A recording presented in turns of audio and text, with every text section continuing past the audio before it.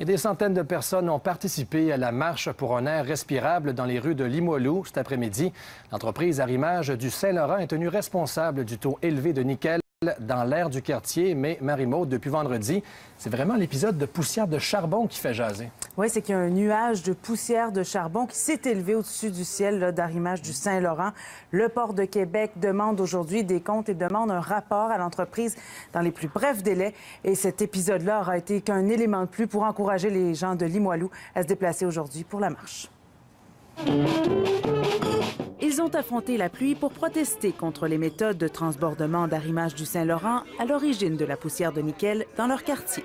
On a décidé de faire une marche positive, c'est-à-dire qu'on y croit, qu'on peut vivre en ville et néanmoins avoir un milieu de vie sain. Et c'est ça qu'on va rappeler à nos élus, à nos élites, à nos dirigeants, que pour nous, il n'y a rien qui est réglé, même si la crise médiatique pour eux a été gérée, le problème de fond demeure. De quoi raviver les inquiétudes, un nuage noir s'élevait au-dessus d'Arrimage Québec en début de soirée vendredi.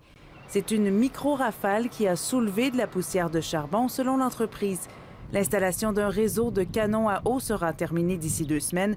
Le problème devrait être réglé. Si le réseau fonctionne comme on s'attend qu'il fonctionne, le terminal au complet va être couvert et la poussière va être rabattue immédiatement par l'effet des canons à eau. Nous prenons la rue pour être entendus! Mais Vigilance Port de Québec n'y croit pas et continue d'exiger que les transbordements ne se fassent pas à l'air libre. Les canons à eau, c'est un moyen périphérique qui est vraiment timide et qui est supposé être le dernier rempart. Le député Raymond Côté est en attente de résultats de demande d'accès à l'information dans le dossier. Pour savoir qu'est-ce qui a été fait ou le plus probablement, ce qui n'a vraiment pas été fait. Pour passer à une étape supérieure puis carrément secouer le pommier.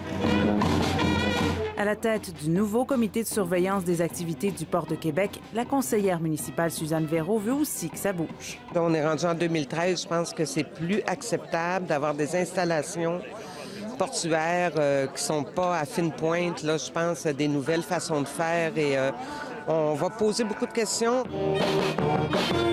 La première rencontre du comité aura lieu mardi. Marie-Maude Pombriand, Radio-Canada, Québec.